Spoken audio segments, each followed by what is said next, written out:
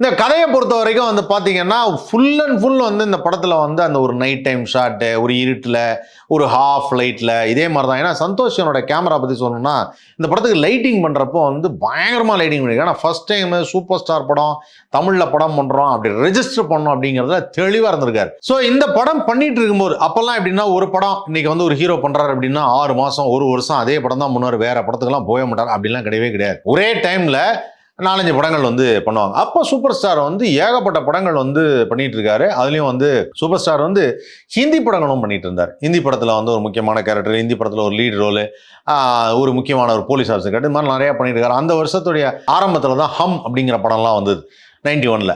So அந்த மாதிரி டைமில் வந்து ஒரு ஹிந்தி படம் ஷூட்டிங்லாம் முடிச்சுட்டு ஒரு பாம்பேலேருந்து ஃப்ளைட் போட்டு வராரு ஃபர்ஸ்ட் ஷாட். அந்த சமீபத்தில் கூட அந்த ஆடியோ லான்ச்சில் சொல்லியிருந்தார். பாம்பேலேருந்து ஃப்ளைட் போட்டு வராரு. ஃபர்ஸ்ட் மணிரத்னம் படம், மணிரத்னம்னா வேற மாதிரி இருக்கும் அப்படின்னு வந்து நின்னோடனே காஸ்டியூம் போட்டா அப்படின்னோடனே என்ன லூஸ் பேண்ட்டு லூஸ் ஷர்ட். மணிரத்ன படைய டைட் பண்ணி கொண்டு வா என்ன அப்படின்னோடனே டைட் பண்ணி கொண்டு வராங்க. டைட் பண்ணி கொண்டு வந்தோடனே சார் செருப்பு ஷூ கொண்டு வா அப்படின்னா ஷூ. சரி, இவர் வந்து காலைல வாக்கிங் போகிற ஷூ எடுத்து போட்டு போனேன்னு சமீபத்தில் அவரே சொன்னார்.